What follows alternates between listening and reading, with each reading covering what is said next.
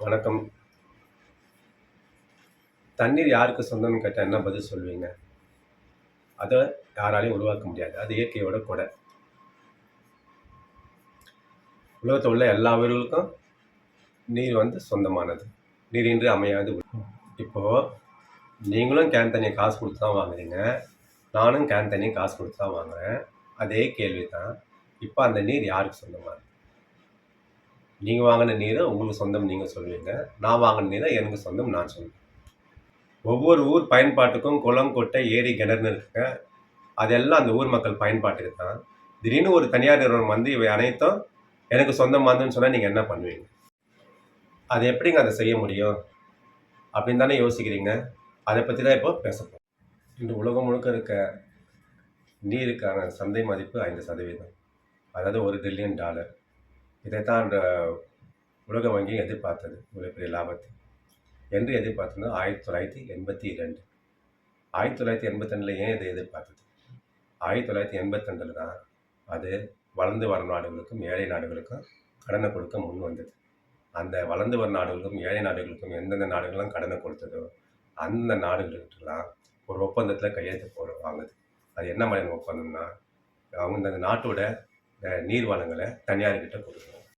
உலக வங்கி போட்ட நீர் ஒப்பந்தத்தின்படி பெரிய நிறுவனம், சிறிய நிறுவனம்னு சொல்லி பல நாடுகள் பல நாடுகள் கிட்ட நீர் வர்த்தகம் செஞ்சு கொண்டிருந்தாலும், முக்கியமா நீங்க பார்க்கணும்னா பிரான்ஸ் நாட்டை சேர்ந்த மிகப்பெரிய 2 நிறுவனமான சூயஸ் என்ற நிறுவனமும், லியோலியா என்ற நிறுவனமும் மற்றும் அமெரிக்கா நாட்டை சேர்ந்த பெக்டல் என்ற நிறுவனமும் உலகம் முழுக்க இருக்க பெரும்பான்மையான நாடுகளில் நீர் வர்த்தகத்தை ஏகபோகமாக செய்து கொண்டிருக்கிறார்கள். நான் மேற்கண்டு சொன்ன இந்த 3 மிகப்பெரிய நிறுவனமும் இந்த நாடுகளுக்கு நீர் விநியோகத்தை சிறப்பாக செஞ்சாங்களான்னா அது கிடையாது. தரமான நீரை கொடுத்தாங்களா?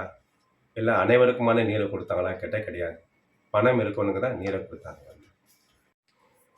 முதல்ல தனியார் நிறுவனங்கள் தனியார் எது ஒன்றுனாலும் தனியார் மயமாக்கப்பட்டால் அது சிறப்பாக இருக்குன்றது பொதுமக்கள் புத்தியிலும் பொது புத்திலையும் பதிய வச்சிட்டாங்க.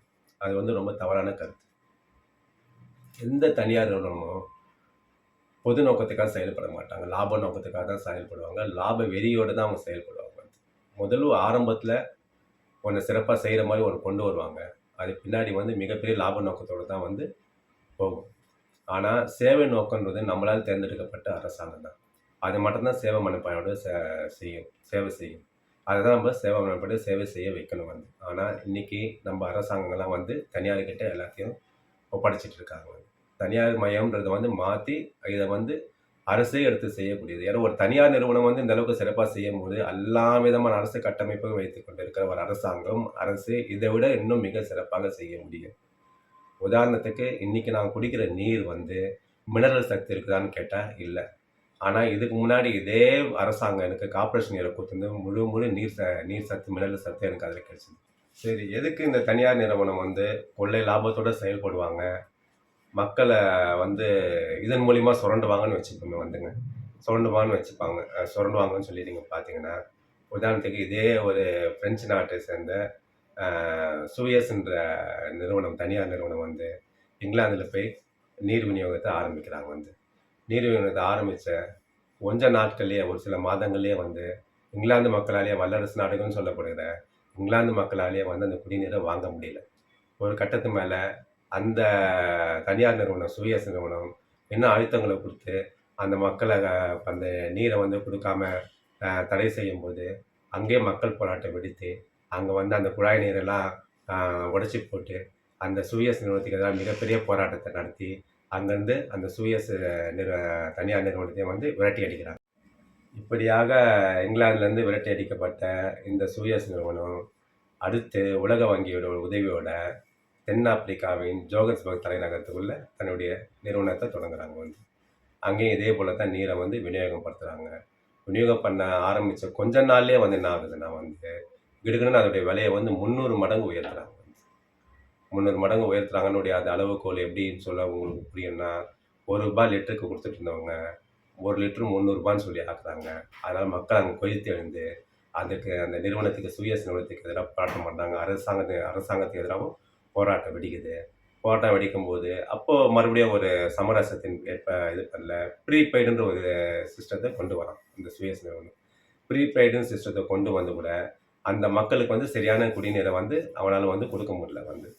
அ வாங்க முடியல. ப்ரீபெய்டுன்னு சிஸ்டம் இவங்களால ப்ரீபெய்ட் பண்ணி கட்டணத்த கட்டி கூட சரியான நீர வந்து அவனால விநியோகம் பண்ண முடியல.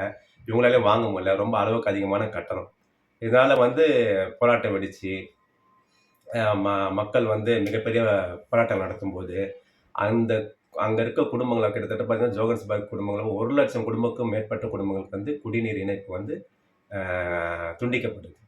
1,00,000 குடும்பங்கள் வந்து குடிநீர் இல்லாம தவிக்கிறாங்க. இறுதியா வந்து அவங்க அந்த நாட்டோட நீதிமன்றத்த நாடுறாங்க. அந்த நீதிமன்றம் அந்த சூயஸ் நிறுவனத்துக்கு எதிரா ஒரு தீர்ப்பு குடுக்குது வந்து. எப்படியாப்பட்ட தீர்ப்புனா, மாசத்துக்கு 6,000 லிட்டர் நீர வந்து நீ அவங்களுக்கு இலவசமா குடுக்கணும். 6,000 லிட்டர தாண்டுச்சுன்னா, அதுக்கு நீ கட்டணத்த வசூலிச்சுக்கலாம். இப்படின்னு ஒரு தீர்ப்ப குடுத்து தான், அந்த இடத்துல வந்து இந்த குடிநீர் பிரச்சனை தீர்ந்திருக்குது. இப்ப இன்னொரு அதிர்ச்சி என்னன்னா, அந்த சூயஸ் நிறுவனம் தான் இந்தியாவுல ஒரு முக்கியமான மாநிலத்தில கால் எடுத்து வச்சிருக்கு. அந்த மாநிலம் எந்த மாநிலம்னு கேட்டீங்கன்னா, நீங்கலாம் ரொம்ப அதிர்ச்சி ஆவீங்க. அது வேற எந்த மாநிலமும் இல்ல. நம்ம தமிழ்நாடு தான். என்ன அதிர்ச்சி ஆகுதா தமிழ்நாடுன்னு கேட்ட உடனே? சரி இந்த சூயஸ் வந்து தமிழ்நாட்டுக்குள்ள இதுக்கு முன்னாடி என்ன பண்ணியிருந்தாங்கன்னு அதையும் சொல்லிர்றேன். பெரும் மாநகராட்சியோட குப்பை அள்ளும் திட்டத்தில வந்து இதுக்கு முன்னாடி ஒப்பந்ததாரர்களா வந்து இந்த சூயஸ் நிறுவனம் தான் வந்து செயல்பட்டுட்டு இருந்தது. அந்த குப்பை அள்ளும் திட்டத்த அவங்க செயல்படுத்திட்டு இருக்கும்போது, குடிநீர் விநியோகத்துக்கான செயல் திட்டங்கள்லயும் அவங்களுடைய ஆலோசனைகள தமிழ தமிழ்நாடு அரசுக்கு வந்து தொடர்ச்சியா அவங்க வழங்கிட்டு இருந்தாங்க. இந்த அருமை தமிழ்நாட்டு மக்களுக்கு என்ன சொல்லிக்க விரும்புறேன்னா, இப்போ எந்த இங்கிலாந்து மக்களால விரட்டப்பட்ட அந்த சுயஸ் நிறுவனம், எந்த தென் ஆப்பிரிக்க நாட்டால விரட்டப்பட்ட அந்த சுயஸ் நிறுவனம், இன்னைக்கு எங்க வந்து கால் எடுத்து வச்சிருக்குன்னா, தமிழ்நாட்டின் மாநகராட்சியான சென்னையில கால் எடுத்து வச்சிருக்குது. சென்னையோட குடிநீர் வழங்கும் திட்டத்தில வந்து இந்த சூயஸ் நிறுவனம் தான் இன்னைக்கு ஆலோசனைகள வழங்கிட்டு இருக்கு. அடுத்து இதே போல இன்னொரு தனியார் நிறுவனம் என்னன்னா, பெக்டெல் இந்த அமெரிக்க நிறுவனம் வந்து பொலிவியான்ற நாட்டுக்குள்ள போய் அம் அவங்க நீர் எடுக்கிறதுக்கான ஒரு நிறுவனத்த தொடங்குறாங்க வந்து. இந்த பொலிவியா நாடுன்றது வந்து தென் அமெரிக்காவோட ஒரு நாடு வந்து. இந்த பொலிவியான்ற நாடு வந்து என்ன பண்ணா, உலக வங்கிகிட்ட இருந்து ஒரு $250,00,000 வந்து வாங்கியிருக்காங்க. கடனா வாங்கியிருக்காங்க. கடனா வாங்குன உடனே வழக்கம் போல வந்து அந்த கடன் குடுத்த நாட்டுக்கு வந்து இந்த உலக வங்கியும், உலக நிதி நிறுவனமும் சேர்ந்து ஒரு அழுத்தம் குடுக்குது. இந்த பெக்டெல் நிறுவனம் வந்து உங்க நாட்ல தண்ணி எடுக்கிறதுக்கு வந்து நீங்க அனுமதி குடுங்கன்னு சொல்லி ஒரு ஒரு அழுத்தத்த குடுக்குது. உடனே பெக்டெல் நிறுவனம் வந்து அந்த இடத்துல தண்ணி எடுக்கிறதுக்கான நிறுவனத்த தொடங்குறாங்க. தொடங்குன கொஞ்ச காலத்திலேயே வந்து கிட்டத்தட்ட பார்த்தீங்கன்னா, கிடுகிடுன்னு ஒரு 200 மடங்கு நீர்வள வந்து ஏறுது வந்து. அந்த நீர் எடுக்கிற ஒப்பந்தத்த கூட பார்த்தீங்கன்னா, கிட்ட 40 வருஷத்துக்கு போடுறாங்க. 1999ல போடப்பட்ட அந்த ஒப்பந்தம், 40 வருஷத்துக்கு பொலியாவோட அந்த பெக்டெல் நிறுவனம் வந்து போட்டிருக்குது. நீர் எடுக்கிற ஒப்பந்தத்த போட்டிருக்குது. போட்டிருந்த தொடர்ச்சியா வந்து அவங்க நீர் எடுத்துக் கொண்டிருக்கும்போதே வந்து கிட்டத்தட்ட பொலிவிய மக்கள் அவங்களுடைய சம்பாத்தியத்தில 3ல 1 பங்கு, நல்லா பார்த்துங்க 3ல 1 பங்க வந்து அவங்க நீருக்காகவே வந்து செலவு பண்றாங்க. அந்த மாரி காலகட்டத்தில அவங்க நீர் வாங்க முடியாம போற ஒரு சூழ்நிலை ஏற்படும்போது, மழை நீரெல்லாம் வந்து அவங்க தொட்டியில, டேங்க்லலாம் புடிச்சு சேமிச்சு, அத பயன்படுத்த ஆரம்பிக்கிறாங்க அந்த கஷ்டத்துக்கு. அப்படி இது பண்ணும்போது, இத வந்து பெக்டெல் நிறுவனம் தெரிஞ்சுக்கிட்டு, அவங்க அடியாட்களோட வந்து அந்த மக்களவர்ட்ட வந்து, அந்த நீரெல்லாம் நீங்க பிடிக்கக்கூடாது. நீருன்றது வந்து நிலத்தடி நீரா இருந்தாலும், வானத்துலருந்து வர அந்த நீரா இருந்தாலும் சரி, சுரக்கிற நீரா இருந்தாலும் சரி, எல்லாமே எங்க நிறுவனத்துக்கு தான் சொந்தம். நீங்க எதுவா இருந்தாலும் என்கிட்ட இருந்து காசு குடுத்து தான் வாங்கி ஆகணும்னு சொல்லி இது பண்றாங்க. அதுக்கு மக்கள் எதிர்ப்பு தெரிவிக்கும்போது, தன் அடியாட்கள் மூலியமா அந்த டேங்க்லாம் அடிச்சு ஒழிச்சுக்கிறாங்க. அப்போ மக்கள் எல்லாம் ஒன்று சேர்ந்து அந்த பெக்டெல் நிறுவனத்துக்கு எதிராகவும், பொலிவியா நாட்டு அரசாங்கத்துக்கு எதிராகவும் மிகப்பெரிய ஒரு எழுச்சியும், ஒரு போராட்டத்தையும் உருவாக்குறாங்க. அந்த அரசு இயந்திரம் வந்து வழக்கம் போல வந்து அந்த பன்னாட்டு நிறுவனத்த காப்பாத்தி, மக்களுக்கு எதிரா ஒரு துப்பாக்கி சூடு நடத்துது. அதுல வந்து பல பேர் உயிரிழந்திருக்காங்க. அந்த உயிர் பலியும் தொடர்ந்து அந்த தாண்டி மிகப்பெரிய போராட்டம் இன்னும் வலுப்பெற்று, அந்த பெக்டெல் நிறுவனத்த பொலிவியா நாட்ட விட்டு அந்த பொலிவியா நாட்டு மக்கள் வந்து விரட்டி அடிக்கிறாங்க. இதுல என்ன ஒரு அதிர்ச்சிகரமான ஒரு தகவல்னா, விரட்டப்பட்ட அந்த அ அமெரிக்கா நாட்டு பெக்டெல் நிறுவனம், ஆசியாவிலேயே முதல் முறையாக இந்தியாவுல ஒரு மாநிலத்தில தமிழ்நாடு.